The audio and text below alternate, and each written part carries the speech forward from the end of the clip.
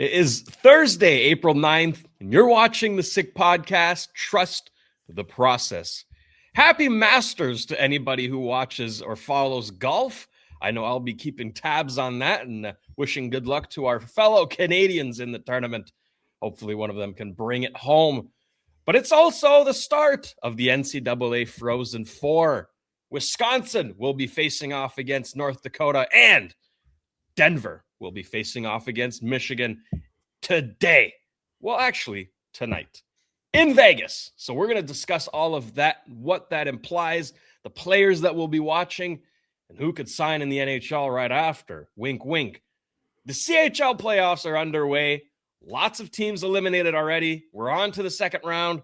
There's already one game played, and Snake's going to give us his thoughts on the big teams, the big prospects who are playing, and maybe a few predictions while we're at it. James Hagens gets called up to the Boston Bruins. Is it too early? Is he ready? How did he do in Providence? We're going to break it down. Snake's got a hot take ready for us, and we have another great mailbag question ready. It's going to be a fun show, and it all starts right here, right now. Turn up your volume.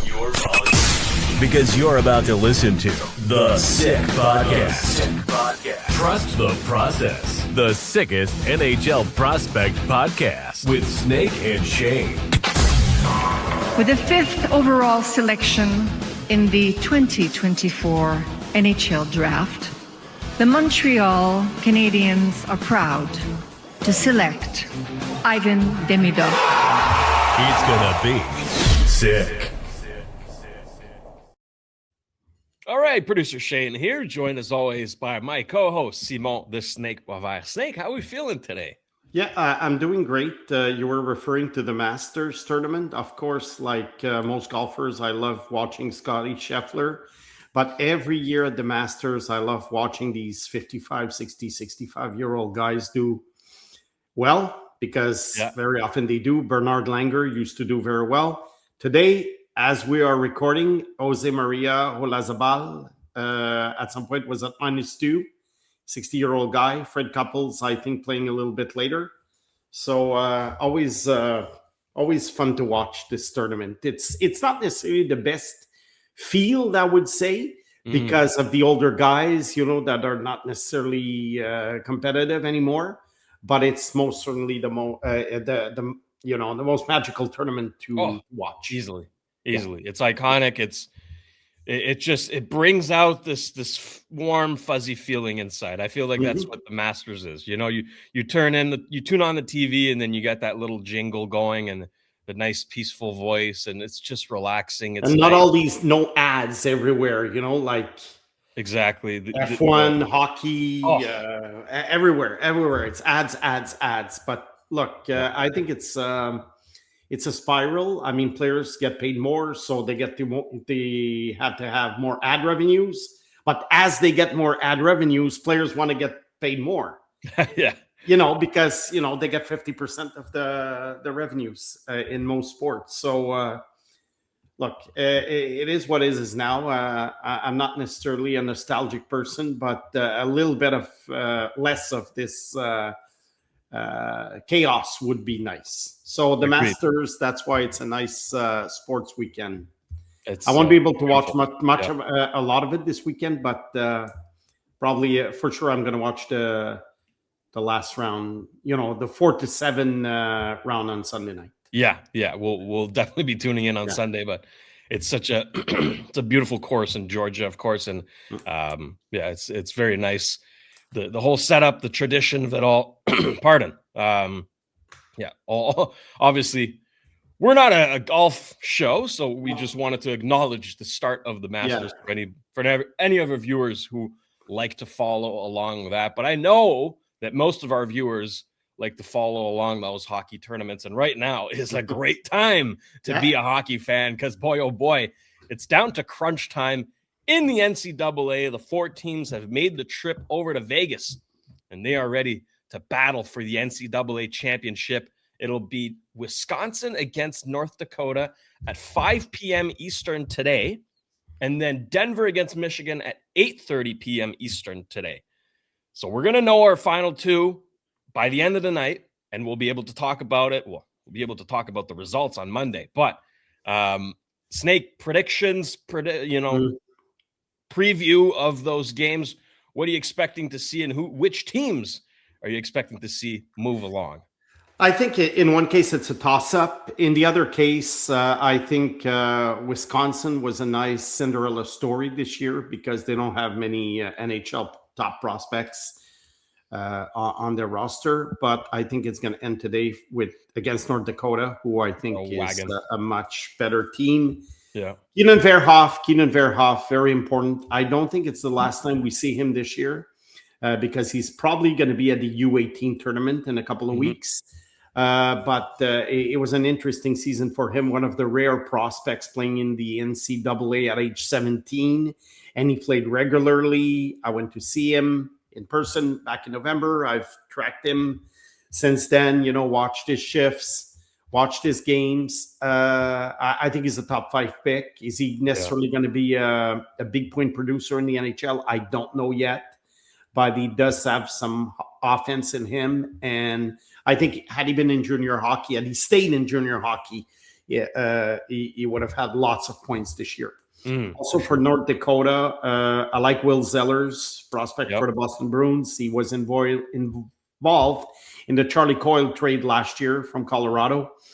And also Cole Reshny, first-round pick from Calgary. I think he had a great freshman season.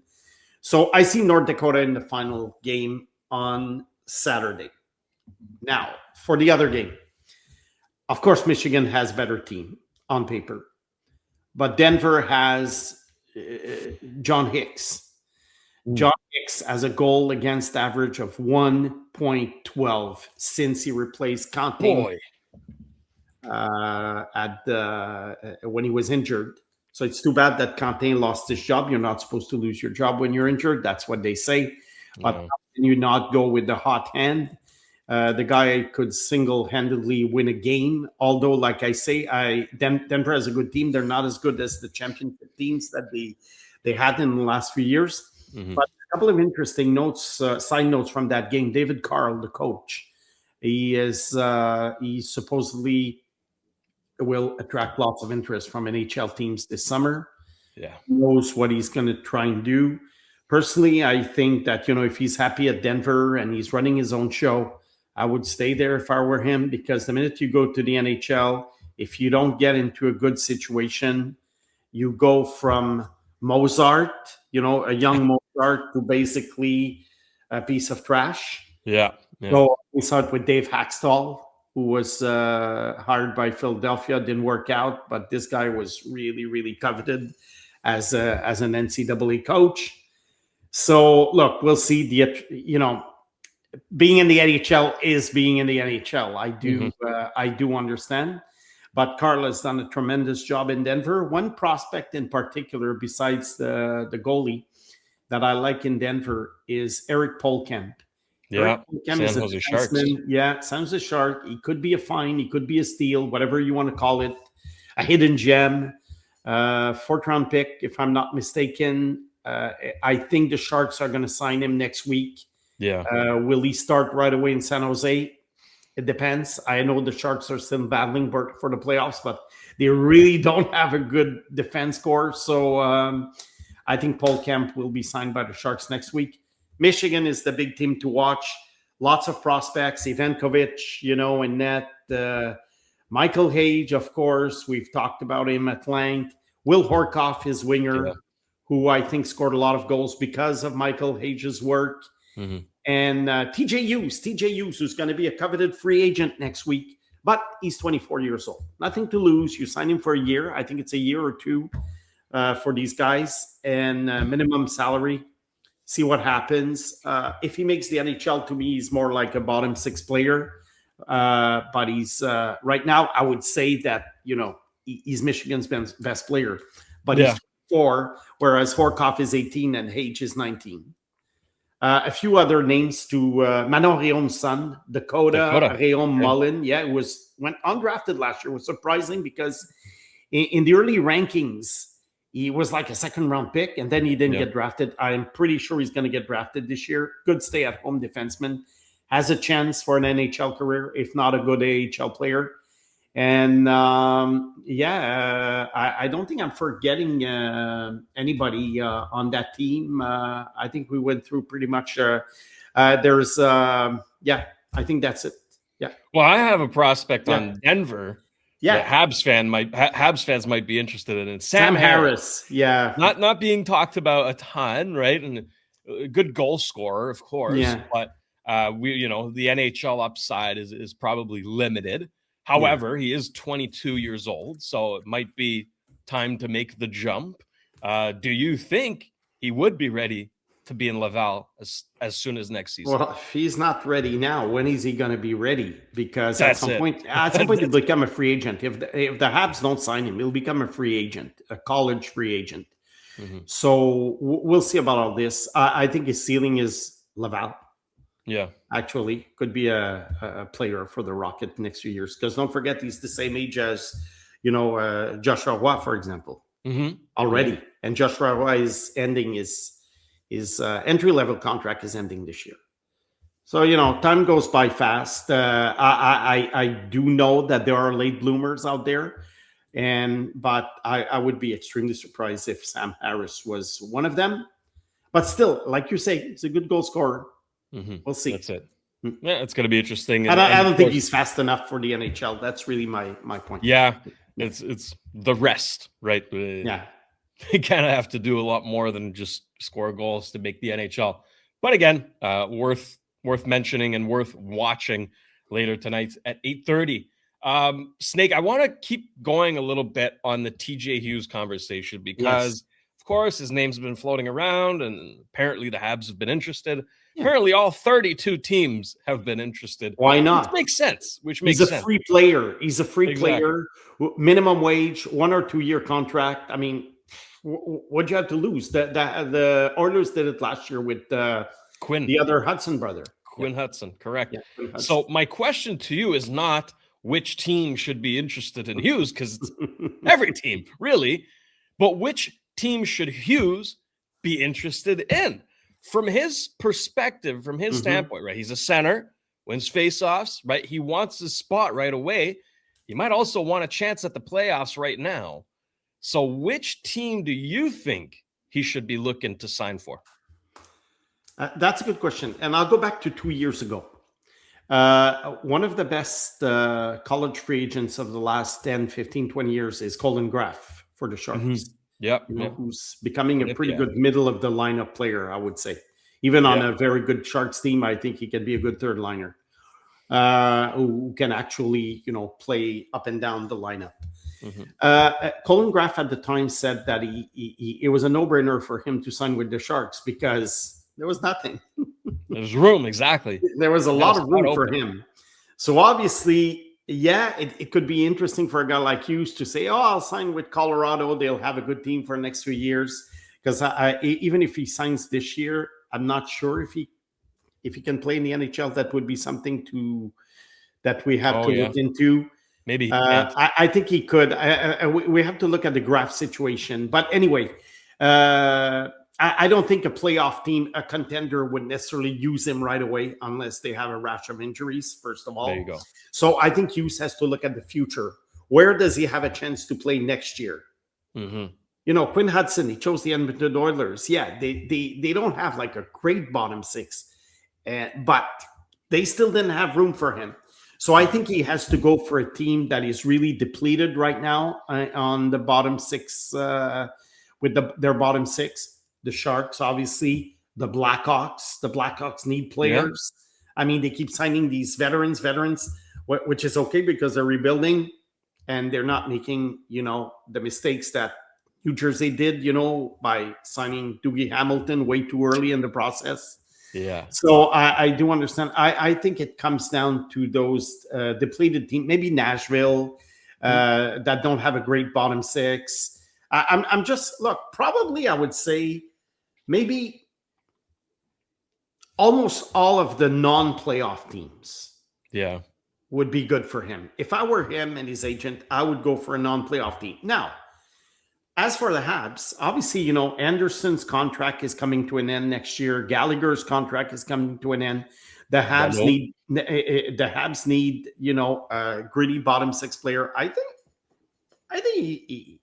it's an interesting. I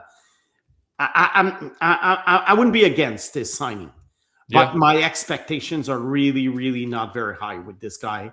Besides being an energy player, a hardworking player, and because he is 24, actually. That's it. How much more development does he have left in him? Okay, he's a few months younger than Cole Caulfield.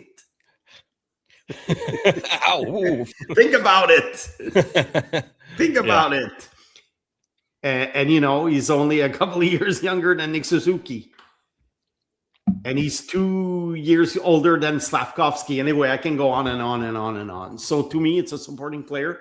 Do I see him having the kind of impact that Colin Graff had in San Jose? No, I don't think he's going to be as good as Colin Graff. But then again, when the Sharks signed Colin Graff, I didn't have expectations because, again, when I analyze this type of player, I always look at probabilities, past performances from similar players, and most of these guys do not become stars. I mean, 99% of them don't become stars, and more than half of them don't even have what you would call an NHL career. Yeah. So it's kind of and how do you differentiate those who do from those who don't? Look, sometimes it's the execution, how fast they are. Sometimes it's the how are they built or not? Are they like 6'2", 200, or are they 5'8", 170? Are they more offensive? But if they don't fit on a top six, there's no room for them on a bottom six. So, but it's still very hard. You look at all the data and all the characteristics of these players, and like I say, it's a toss-up, but there's no risk. No, that's it. I will never blame a team for signing a guy like Hughes. I will never go like, what were they thinking? Okay, obviously, if they were giving him a 7-year contract for $30 million, I would say, what are you thinking? But minimum wage for a year or two, who cares? That's it. You're not trading anything to acquire the player. It's a free player. It's free. Yeah, it's a free player. I think he's the only one this year who's in the NCAA free agent crop that is worth talking about. Mm-hmm. In my opinion. Yeah. That's fair. Well, listen, we can't not talk about Michael Hage, right? We're talking about Michigan. We're talking about the Frozen Four. We have to talk about him. Yeah. Of course, the people want to hear more about Hage and Snake. Now we have maybe some reference points in terms of what could happen once Michigan is either eliminated or wins. Yeah. James Hagens signed with Providence. Yeah. Came back up with Boston. Porter Martone signed directly with Philadelphia. Mm-hmm. There's been different instances depending on in the minors. Yeah. Exactly. So do we have, in your opinion, a better idea of what the Habs might be doing with Hage once his season in Michigan comes to an end? Well, I'm going to compare his situation with that of Hagens and Martone. Mm-hmm. Hagens, the Boston Bruins had a big advantage with the fact that they were eliminated early. So he had time to go to Providence, play quite a few games. And then the Bruins secured pretty much a playoff spot, I think, unless they totally collapsed. And so that gave Hagens a chance to do some kind of transition between NCAA and NHL. Mm-hmm. I'm going to go see him in person on Saturday. I'm going to Boston for a scouting trip, but it just so happens that the Bruins are playing at 12:30 on Saturday. And the game I'm going to see is at 5:30. So I do have time in between, the morning and that game.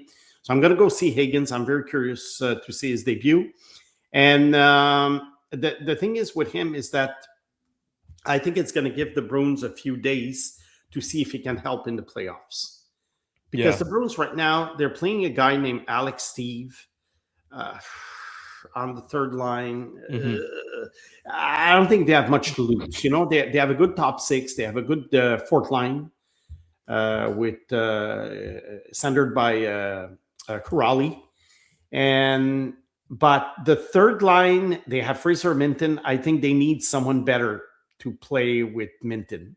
Yeah. So I think it's a perfect situation for Hagens. He's not going to be thrown to the wolves on the top six. Might get some PP time, maybe PP2. I think it's perfect. They have a few games to evaluate him, and then if he's not ready, just send him back to Providence for the playoffs. That's all. Or you keep in on what they call the taxi squad. The guys that could jump in at any time during the NHL playoffs. So that's one big advantage that the Bruins had over the Habs, in the sense that Michael Hage, they probably will have one game to evaluate him. And then there's a big decision. Are they going to do what they did with Hagens, in the sense that you send him to the Rocket, but then you don't get to see him in an NHL game during the season? No. So if you call him up at some point, it's the playoffs. Do you really want Michael Hage in the playoffs? I think if the Habs are losing maybe 3-0 in a series, might as well. Yeah. Might as well. You never know. Change the recipe a little bit. But would they throw him in a game 7? So it's just too bad, in a way. Okay, it's too bad he wasn't eliminated before. Yeah, I mean, in that sense, I guess. Yeah. I mean, sorry for Michigan fans, but I think for Habs fans, it's fans who like to see players in the NHL ASAP. I think it's too bad that Michigan wasn't eliminated. The same goes for Pittsburgh. I think Will Horkoff is going to sign also. Now, Porter Martone is another comparable.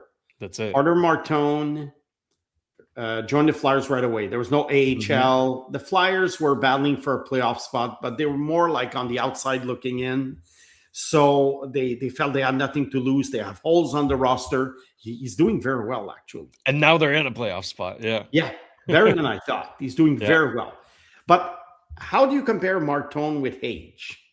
I think they're not the same type of player, in the sense that Hage is more of a skilled, highly skilled player, finesse player. Where do you fit him in the Habs lineup? Is he going to be a third line center? Is he going to be a second line center? Is he going to be a winger? We don't know yet. Whereas Martone, you knew what you were getting.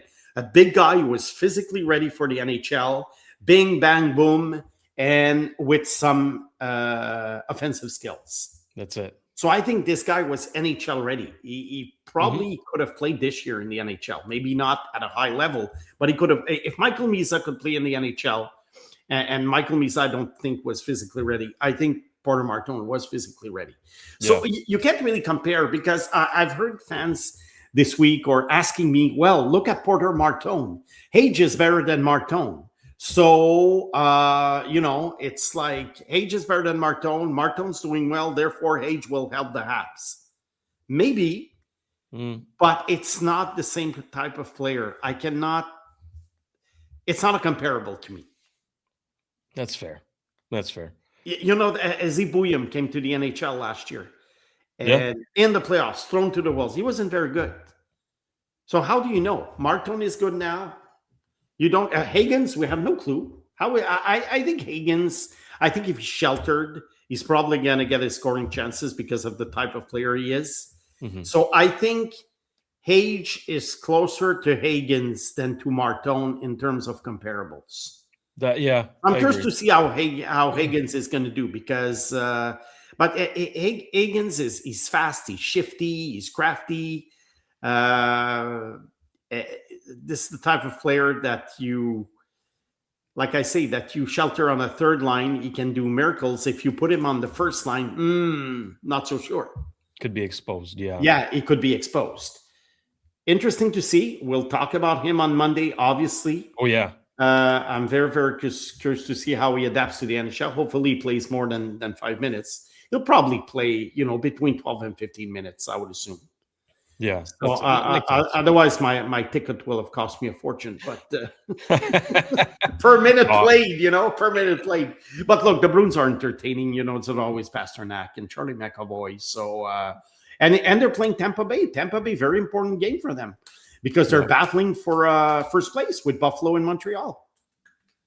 Who would have said that, Snake? I mean, go back to September, right? And you would have said, "Oh, well, Tampa Bay is battling for the top of the division." Oh, yeah, it makes sense. With Buffalo and Montreal, what? Yeah, that's true. That's true. That is Montreal. That is okay, sure, maybe Montreal. Buffalo. What the hell are you talking about?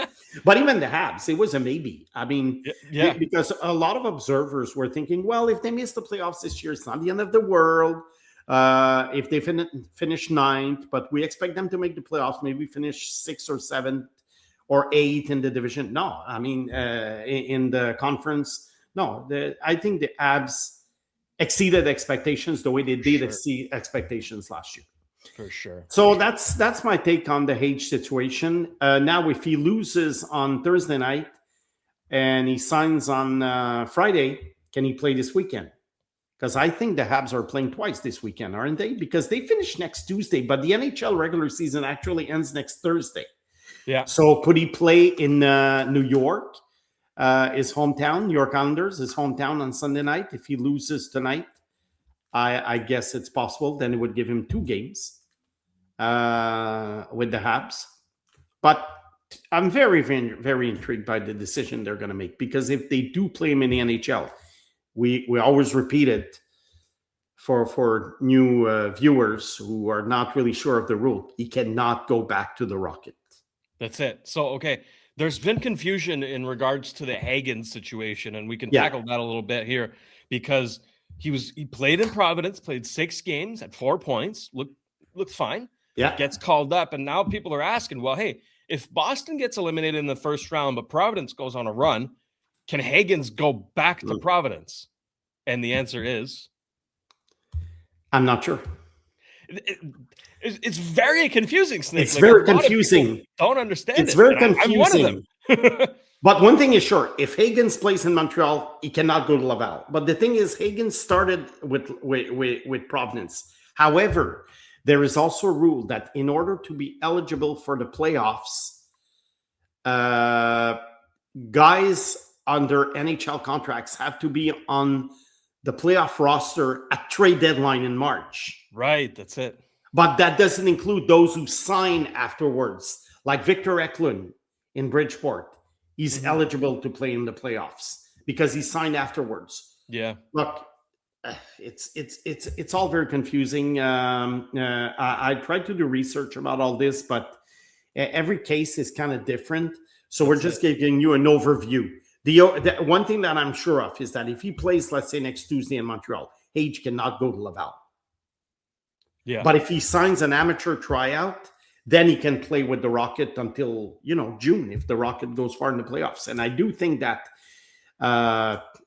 with Hage and maybe Engstrom going back and Reinbacher staying there and Dauphin coming back from injury, I do think the Rocket has a chance to reach at least the Final Four, which would take them to late May, early June. That's it. Yeah. You know what? Good thing you mentioned that because roster-wise for Hage, with the Habs, sure, there could be a spot, in the top 6, maybe with Newhook and Demidov, depending on, Marty and how he sees everything. But right now, they don't really have any injuries, right? So it's not like they have a gaping hole ready for Hage to take, right? So then you take a look at Laval. You mentioned Laurent Dauphin's injured. They've had injuries. They've got holes. They could really use a Michael Hage for down the stretch and in the playoffs. Odds-wise, I think that's where we see him. But again, you never know. Like the fact that we're having this discussion means that he has the talent to carve out an NHL role right away. So, I trust Kent Hughes. And speaking of Kent Hughes, by the way, you got to plug the show. Tony had him on yesterday. Yeah, with Tony, I think. Yeah, it was incredible, folks. If you haven't seen it, do yourself a favor. I was lucky enough to produce this show, and it was amazing. Just Kent gave so much information. He was very gracious with his time, and everything he said. Cracking jokes with Tony, like it was really good show. So go over there, the Sick Podcast with Tony Marinaro. Go check out that show. But point is, regardless of where he goes, I think Hage will play first and foremost, because that's what he needs to do. He needs to play, unless he's also injured himself, because we know that 2 weeks ago he was iffy, right? Yeah, the he barely played. He barely played the last game of the tournament. While we were discussing, that's the beauty of having the internet right in front of us. I just checked the Boston Herald, which is the main newspaper in Boston, says that James Hagens is not eligible to play for Providence anymore if the Bruins get eliminated. So that takes care of it. Takes care of it. So when they called him up and signed him to a contract, it was for him to be an NHL player. So interesting. So if the Habs want Michael Hage in Laval, it's an ATO, amateur tryout contract, and that's it. That's it. There's no going back. Fair enough. Fair enough. Well, there you have your answers. Yeah. Folks, let us know in the comments section, where do you think Michael Hage will sign? Well, he's going to sign an ATO with the Laval Rocket, or will he sign his ELC right away with the Montreal Canadiens? We want to hear from you all, because right now we're just speculating. We have no idea. And even though we had Kent Hughes on the show yesterday, he gave us nothing. Okay. Well, of course, because you know what? It's a negotiation tactic also from on both sides. Some teams, they want to burn that first year, and some players, they want to burn that first year. Yeah. If they both agree, it's fine. But if there's a disagreement as to when the contract should start, then it's not just a matter of, can he help us now? Should he go to Laval? No, it's about, when does the clock start ticking for the second contract? So if the Habs say, well, we'd like to send you to Laval, but the Hage camp says, no, we want to sign our NHL contract now. So that's why it's a negotiation. It's a negotiation tool also. It's not just about where the player fits right now. No, exactly. Lots to consider, but we'll keep tabs on it, and we'll have an answer by Monday. So stay tuned for that. We're going to be talking about it for sure. Snake, before we move along, got to talk about the CHL playoffs. Yeah. The CHL playoffs are well underway. We are now entering round 2, and we have all the matchups here on the graphic. Here it is. Yeah. We by the way, we put up a good fight in Gatineau. We lost in 7 against almost came back down 3. Yeah. It was 3-0, and we came back 3-3. So I think we're pretty happy, because it was the type of year when you finish 16th overall, you expect to be gone in 4. So I think the guys were pretty resilient, and so it left a smile on their face to end the season. And we have a very young team. We had almost half the roster was not even 18 years old yet. So I think the next year should be, we should be much better. In the year after, probably try and be contenders like Moncton, Chicoutimi, Rouen, Boisvert. I think they are the favorites. I don't see any surprises in this one, although I'm always intrigued by Shawinigan. They have such a great organization. I'm always intrigued by Shawinigan. And so it's probably the only upset that I could see. I think Boisvert will do the job. Chicoutimi is a powerhouse. Yeah. Moncton is a powerhouse. Should be a great Final Four, especially if all favorites win, it'll be Moncton against Boisvert. And I'm going to be attending those games in Boisvert, that's for sure. And if it's Chicoutimi Boisvert also, I think we're in for a great end of season in the queue. Yeah. Pardon me? That's going to be a gauntlet. There's some heavy hitters in the queue this year, but Snake, there's only one series that has started, and that's Brantford against North Bay. And you wanted to talk about that one, I know. Yeah, I mean, Brantford, my goodness. They really loaded for the playoffs. And again, this is the kind of the way the playoffs are going. I would love for Ottawa and Brantford to face each other in the next round, because I would go see a couple of games, that's for sure. Brentford is loaded. First of all, they have Jake O'Brien, first round pick of the Seattle Kraken, who I think next year is one of the guys, if he doesn't play in Seattle, he probably will play in the American Hockey League. We always talk about that rule about being able to send a junior player. Otherwise, will O'Brien go to the NCAA? It's possible. Because guys right now, if they don't make it to the NHL and they're not being offered or they're not eligible to be in the American Hockey League at age 19, they're going to go NCAA. So junior teams, we always wonder, are they going to be affected by the new AHL at 19 rule? Well, yes and no, because you know what? Guys are going to leave anyway. So it's okay.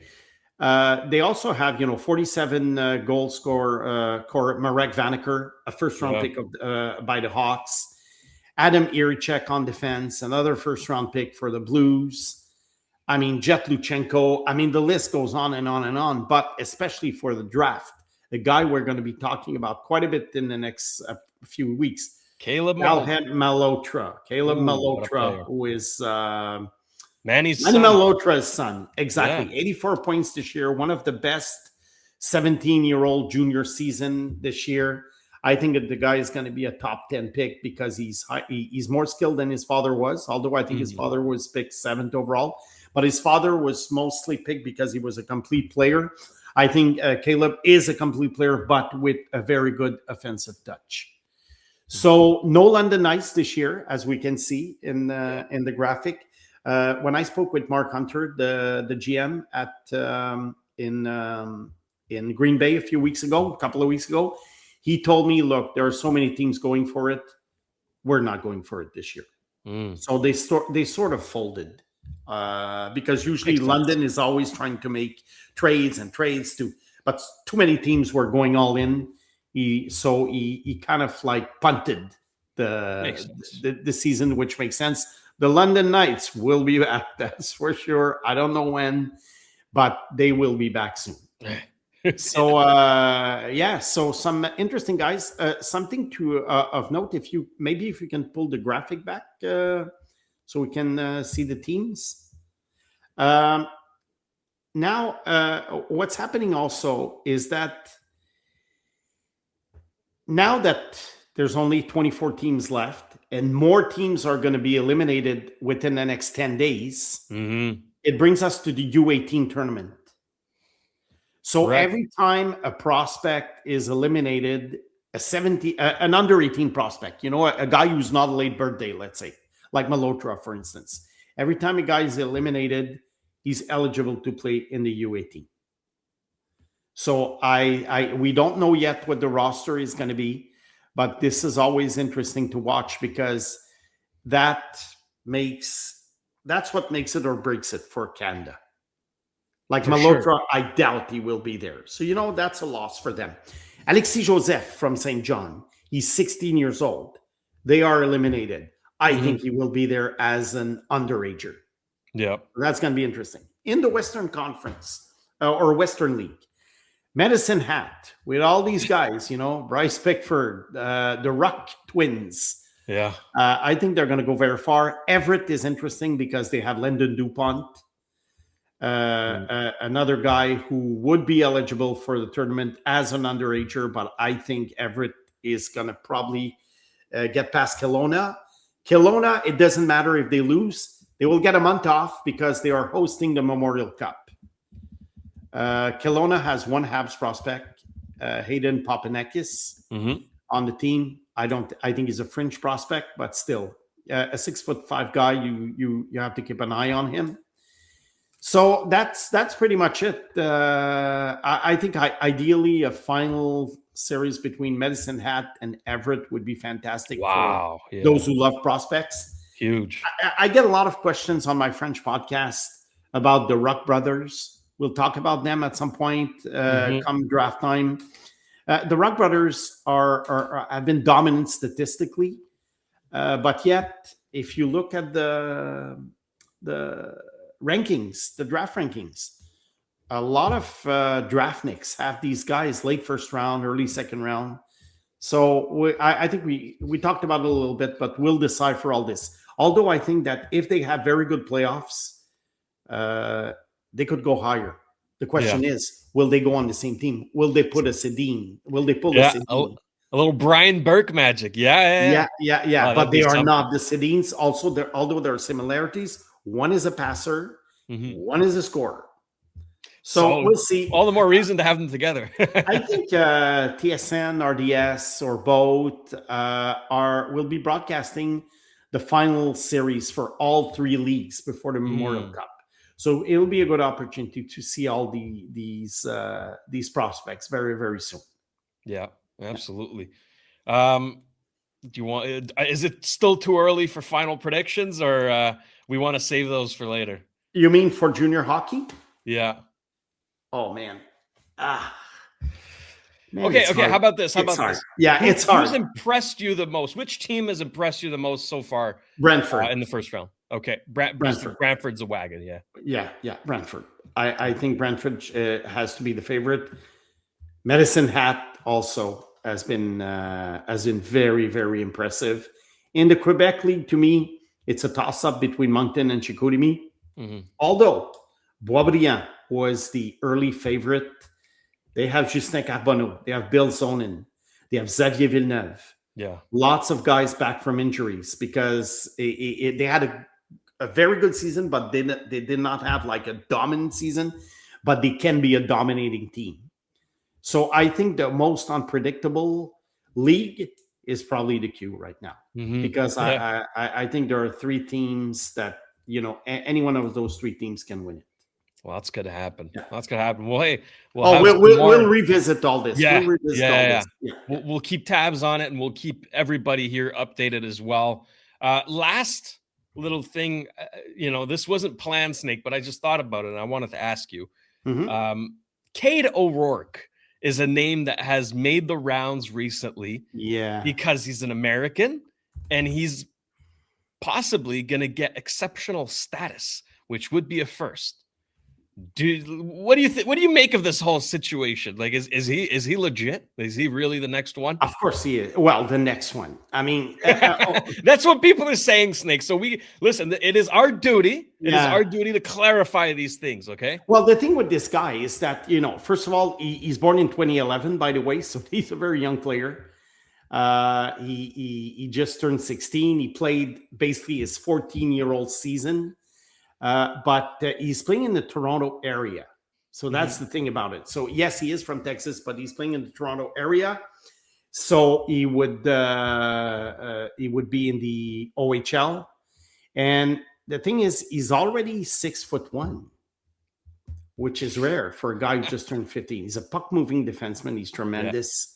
Is he the next Landon Dupont? It's possible. Now, is he the next Matthew Schaefer? It's too early to tell, but could he be the next Landon Dupont who got exceptional status at age 15? Yeah, I think he has a chance. But this exceptional status thing over the years, you had the McDavids, you had John Tavares, but you also had Sean Day. Joe Veleno. But, in the case, but there's also one thing to consider in this exceptional status thing. The draft cutoff for the NHL is September 15th. But in junior hockey, the cutoff date is December 31st, which is different, which means that since he's born on January 31st, O'Rourke would only be missing the draft by a month. Joe Veleno and Connor McDavid are both born on January 13th. So it was a matter of 2 weeks, really, when you think about it. It's not like the guy was born in September 2011, if you see the point. The guy's born in January 2011. And at that age, 9-10 months, it's incredibly significant. So I do think he has a chance of getting that status. And like I said, he turned 16 in January. So it'll give him 3 years he's eligible for the 2029 draft. This is probably one of the first players that we've been talking about for 2029, because 2028 there's already Matic Schultz from Regina. Yeah. He had a very good first season, although he played half the season. He kind of mixed his season between midget AAA and the junior league, because he was not granted exceptional status. But in the Western League, the guys can play half the season. Well, half the games, I would say, as long as it doesn't. I think that it's all about, not hurting the schooling and the midget AAA status and everything. Anyway, it's complicated, but all this to say that he played half the games and he was pretty good. So Matic Schultz is probably right now the front runner for 2028 with Nazar Privalov, probably the next great Russian player. I don't think he's going to come and play in the CHL. I doubt it, but he's the next guy. And then 27, of course, is Dupont and Joseph. Actually, I made a mistake. Yeah. Privalov is not in 2027. I'm sorry, 16. Oh, so there's a 3-man race then. It's a 3-man race. Dupont, Joseph, Privalov should be it's a good race this year, but I don't think the quality of the players involved in the race this year are as good as those who will be involved next year. But we always say that. Wait till next year. Great draft year. Wait till next year. And then, it wasn't that good. And sometimes you don't expect much, and it becomes, wow, what a draft. Yeah. It's gonna be interesting. And hey, as we're talking playoffs, that means season is winding down. That means we're getting closer to the summer. That means we're getting closer to the draft, and we've got you covered when it comes to the draft. Snake mentioned we're going to talk about the Ruck Twins and a whole lot more prospects. Okay, so stay tuned. Subscribe to the show if you want all your draft coverage. We've got you covered here. Trust me on that. But right now, we're still in playoff mode, so we've got all sorts of things to talk about there. Snake, before we move along here, of course, a quick word from our partners at the Sick Podcast. And I want to start off with a shout out to Cheapest T-Shirts. If you're looking for the cheapest prices on wholesale apparel in Canada, you will find them at cheapesttshirts.ca.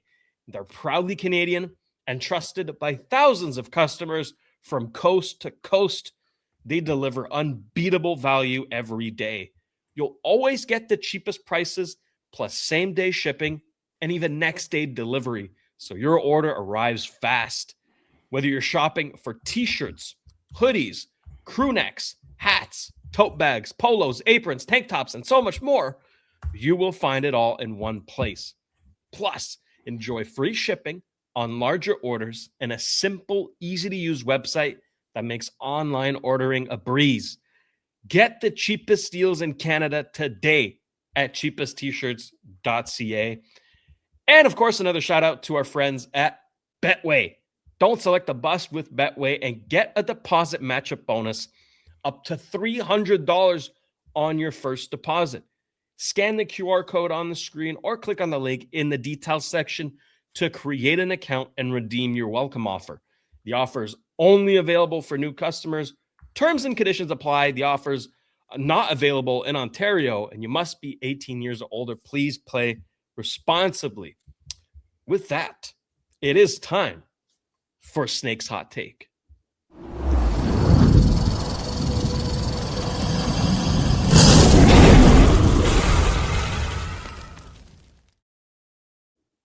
Okay, I'm ready. What do you got cooked up for us? Well, you probably noticed that in the last couple of days that the Toronto Maple Leafs are hiring a firm to find their next GM. Basically a headhunter, let's call it this way. And it's kind of, it's not really typical. It does happen in pro sports that a team will hire a firm when they do a GM search, but usually this is not the way it's done. Mm-hmm. It's not like you're looking for some, computer programming wizard, and you're a Toronto firm and you're looking for a computer programming wizard who might be hiding in his basement in North Dakota, So hockey people, they know everybody. Yeah. So it's a different kind of business. It's a high-profile business, and you don't do the job search the same way you do it with other fields in life. Now, that being said, I find this process, I have nothing against the fact about hiring a firm, because they can dig a little bit deeper than just calling up the Gary Bettman, calling up your owner friends and say, well, who's good? Who do you recommend? And then the same names come around, Peter Chiarelli and now, how will that search be done? Isn't it time that if you're going to do a search, you do a real search, and you just you do an open casting? Guys, you want send in your CVs. Yeah. Send in your CVs. You might get 3,000 CVs, 2,900 of them worth nothing because, it's just a fan, who wants to become the GM. Anyway, I'm kidding, but you know what I mean. But why couldn't there be, I don't know, a GM in the Western Hockey League or an assistant GM in the Western Hockey League who has good ideas and would be good enough to be in the NHL? Why not? Yeah. Why does it have to be a guy who has experience, quote unquote? I do understand that experience is necessary in the sense that it's a league of contacts. It's a league where you have to know how to negotiate. You have to know how to, Living had experience. Yeah, exactly. That's my point. Yes, experience is important, but there's a difference between experience with the mechanisms of the NHL and being good at evaluating players, be good at negotiating trades, be good at hiding the right people to do the draft for you. So I think, in my opinion, this is where hire the best hockey guy and let him have a couple of assistants, experienced assistants, to take care of everything. I read this book that I recommend from Tom Lynn. It was written a few years ago, but I think it's still very current in the sense that Tom Lynn was the assistant GM for the Minnesota Wild between 2000 and 2009. Jacques Lemaire was the coach. Doug Riceborough, former Hab player, was the GM. And throughout the book, he explains to us the work of an assistant GM and, by ricochet, the work of a GM. And what I got from this brick, it's very, very detailed. What I got from this brick is that Riceborough would basically tell Tom Lynn, okay, do this, do that, negotiate this, negotiate that, look up for this, call the NHL, what are the rules about this, blah, blah, blah, blah, blah. And then come back to me and I'll put my seal of approval or not. And I do get it. I do get it. I because a lot of this work is managing people, managing contracts. Yeah. And I think a GM should focus on evaluating players because he's the one who's making the final call. When Brad Treliving decided to trade Fraser Minton and a first-round pick to Boston for Brandon Carlo, there are two things that he misevaluated. Maybe he didn't think Fraser Minton was that good, but again, you have to pay something to get something. So, okay, I'll give him a mulligan on the Fraser Minton thing. But what he did not evaluate well was how bad the Leafs would be this year. His own team, exactly. Coming. Yep. He protected the pick top 5. Well, guess what? This morning, I think it's pick number 7. So unless they lose all their games or they win the lottery, the Boston Bruins are going to get probably a top 7-8 pick for Brandon Carlo, on top of Fraser Minton, who's a very good player for them right now. So whether Treliving has experience or not, with this or that, I mean, his main job was to see where his team was going before making that trade. And that's one example. Brings me to Ron Francis. when the Seattle Kraken bought this team, they had David Bonderman, and they have all these. It's incredible because they have all these people who really succeeded in other fields in life, mostly financially, but also, Jerry Bruckheimer, big producer. He knew how to sell. He knew how to bring audience to theaters. Yeah, that's it. You can criticize his movies for being cheesy, but that's not the point. He brought the audience. Yeah. So, but when it comes to hiring, we're hiring Ron Francis. He's a respected GM of experience who's a Hall of Famer.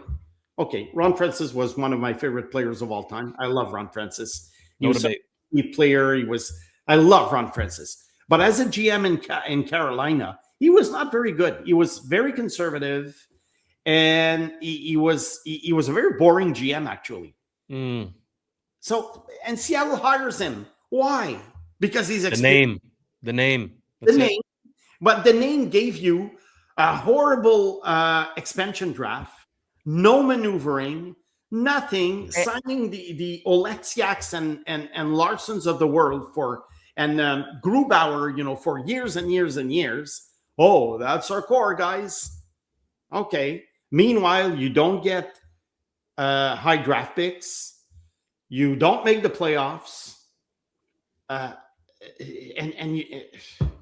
It's terrible. Now he's stepping down, finally. But the damage is done for quite a while. Maybe Seattle will get lucky in the lottery. Maybe they get a Verhoff or a Stenberg or a McKenna. We'll see, because they still have good prospects. Berkeley Catton, Jake O'Brien. But overall, he did a terrible job. So my take is, if you're going to do a search, do a real one. Thorough. Don't just hire Peter Chiarelli. Yeah. Actually, don't even interview him. Yeah. Yeah. Tom Fitzgerald was let go. You know what? He Yeah, did some good things. He did some not so good things. I think he's worth being interviewed, because I hear everywhere that Dougie Hamilton was not his signing. It was the owner. Yeah, that's it. Sign. So, I would. This is a guy I would, but I would really drill him. Why Alexander Holt 7 overall in 2020? Why the Dougie Hamilton signing? Why did you trade Pavel Zacha? Why did you take John Marino for 2 second-round picks? Why did you sign Markstrom to an extension when you had Mackenzie Blackwood, who was a good goalie? So, like I say, you have to give it the benefit of the doubt when a guy maybe fails once, but he did some good things. So I'm not against recycling, let's say, but it cannot be automatic. The first names, and you know what? Names. It's the same thing, when Bergeron was fired. The first names that popped to mind. Oh, Patrick Roy. Okay, why? Because we know him. I'm not saying it would not have been good. I'm not saying it would have been bad. I'm just saying that if you're going to do a search, go beyond the names. There's a lot of hockey people out there. There's a lot of good hockey people that you might discover doing your search. You never know. Maybe the assistant manager in Brantford is a genius. But we won't know, because if the guy sends out his CV and they see CV, assistant manager in Brantford, poof, garbage. No NHL experience. Yeah. Hey, maybe the co-host of Trust the Process could be a viable option. Are you throwing your hat in the ring, Snake? Is that what's happening? No. I that ship has sailed a long time ago. I realized that there are some NHL people who know of me, by the way, because of the podcast and everything. But I don't think I'm the type that they would like to hire for some reason. Maybe I'm too much of a rebel. Maybe I'm. Maybe they think I'm not good enough. Who knows? Who knows what the reasons are? But no, I'm not. Whatever the reasons may be, Yeah. We're happy because we get to have you. So listen, NHL teams, back off. But again, if you were to get an opportunity, of course, we'd be thrilled for you. I doubt it, Shayne. I really doubt it. Yeah. I don't doubt you. That's where we differ. Snake, one point about the Maple Leafs discussion here, and again, we could go on for hours on this, but what bothers me with their search is that they already kind of have their minds made up of what they want the future to look like. They already said no rebuild, which I consider to be a major mistake, at least not even having an open mind, right? You can internally say, well, I'd rather go the retool route, but they've outright said no rebuild, which means that every candidate that they interview, if one of them just mentions the word rebuild, you're out. We don't want to hear it. I'm going to tell you one thing, okay? There are interview processes that I hear of in the queue, okay, for GM jobs. And I'm not going to get into details, but I can tell you that very often when a potential candidate, potential GM interviews, one thing they don't want to hear, you're out. Could be anything.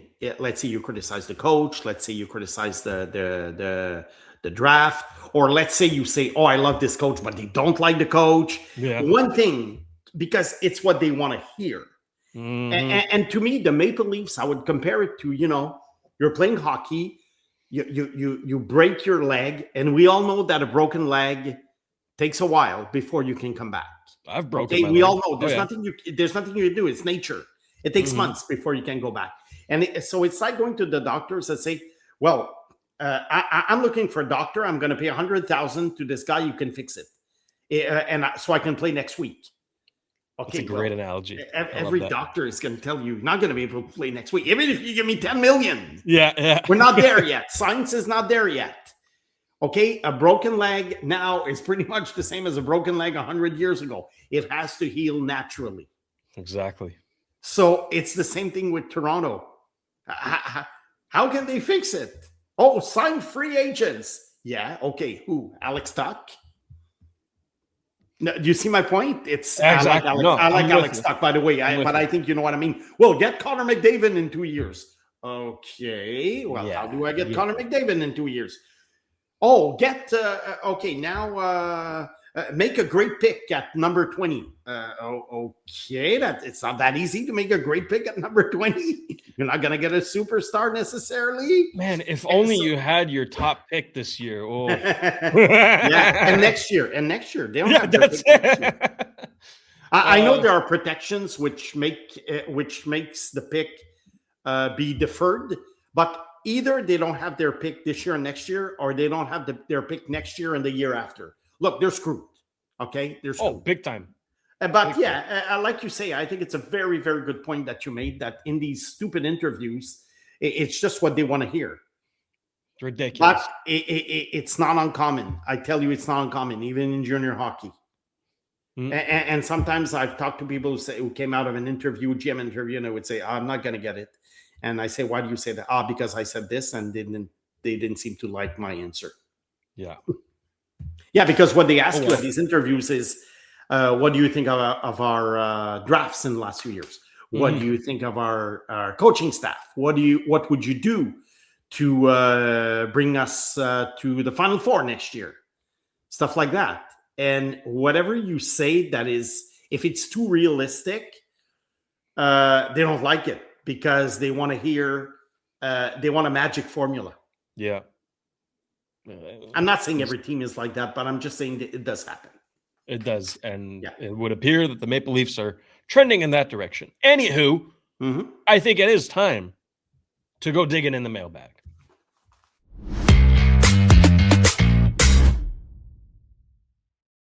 We've got one great question in the queue today, and this one's coming from Junior B 88. Another great show, guys. Thank you.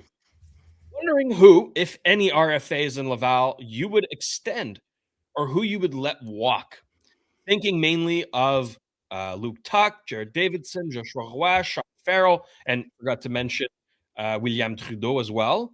Do any of these have a these players have a future in Montreal or they have any trade value.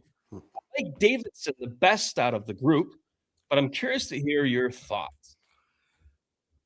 That's a very interesting question because we're talking about 5 guys whose entry-level contract will expire. Correct. And what that means is that these 5 guys, if they are not with the Habs next year, let's say the Habs re-sign them, they don't make the team out of training camp. Waivers. They have to go through waivers. Now, are they interesting for another team? I don't know, but they have to go through waivers.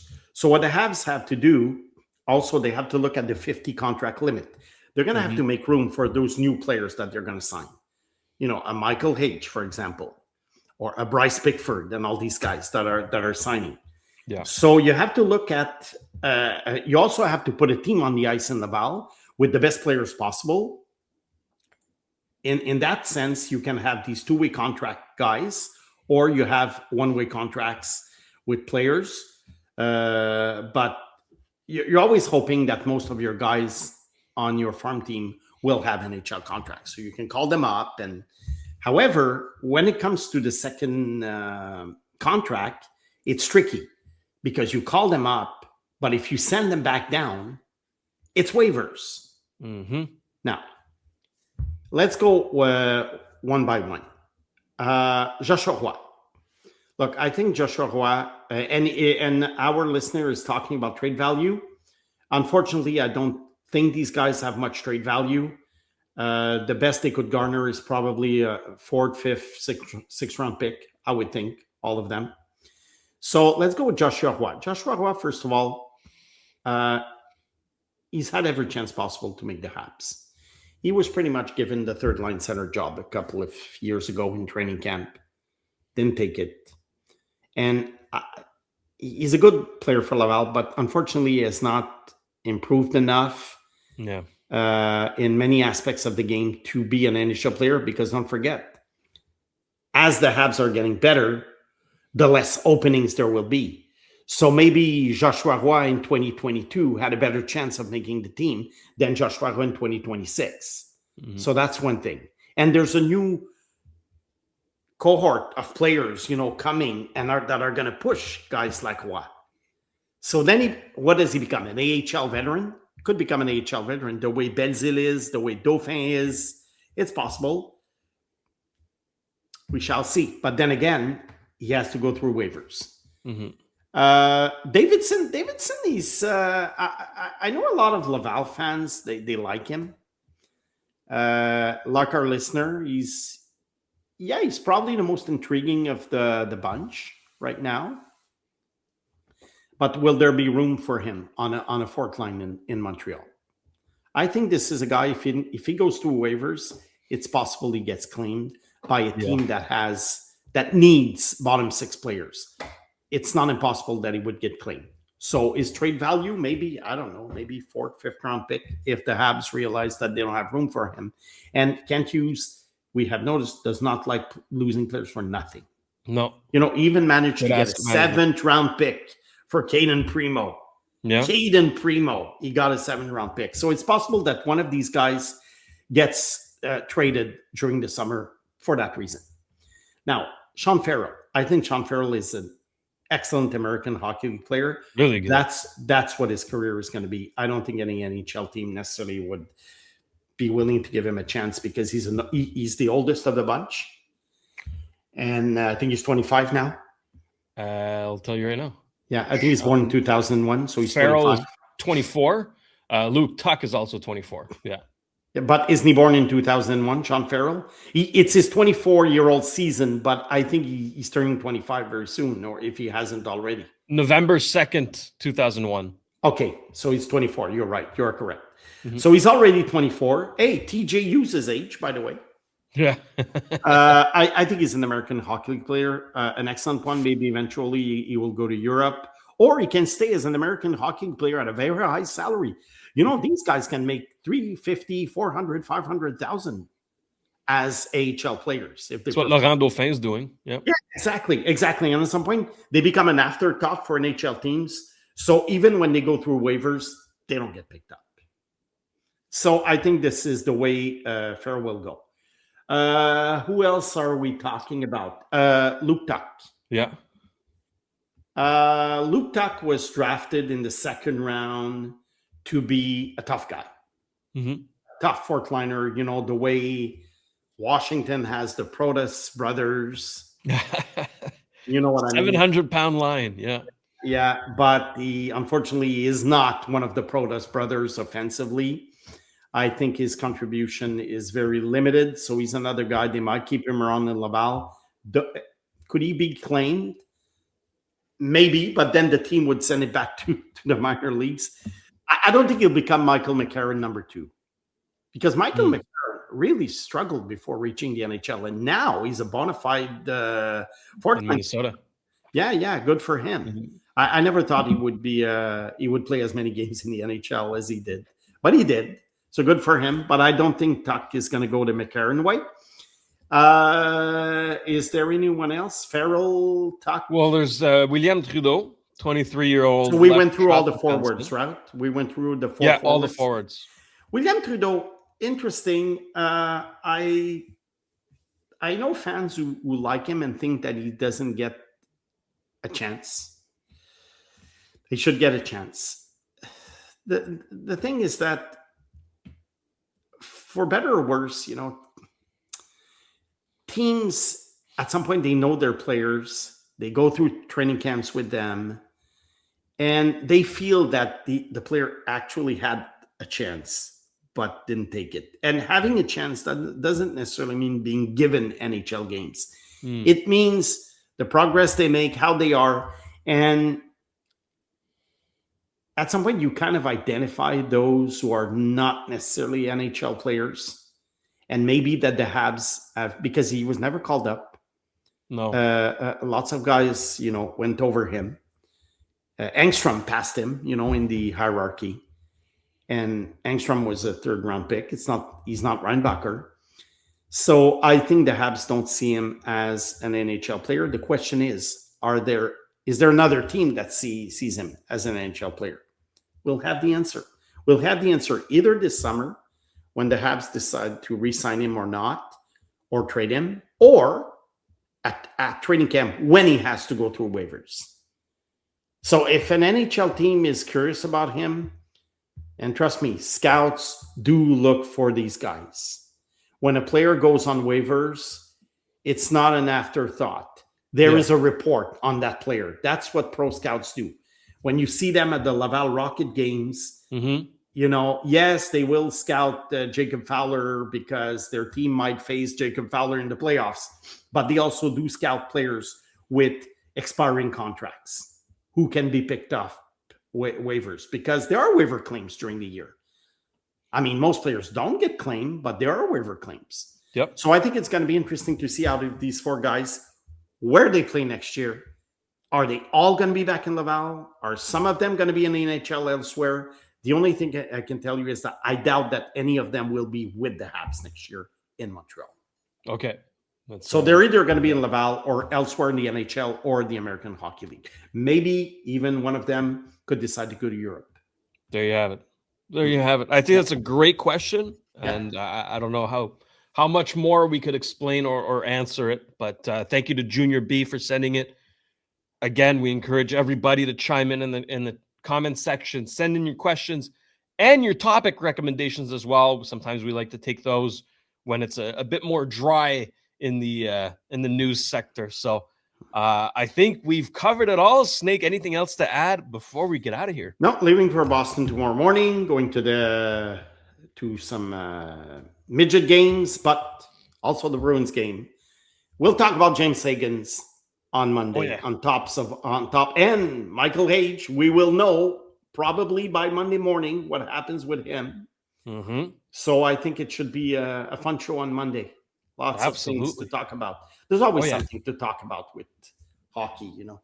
Especially right now. Right now, it's fun. It's busy and it's fun. So, and then we what have the U18s after this. Woo! Oh yeah, we'll do a recap of AHL rookies like we did around Christmas time. So and the draft is coming. So we're going to be good to go for NES. We have a little bit less than 3 months left before the summer.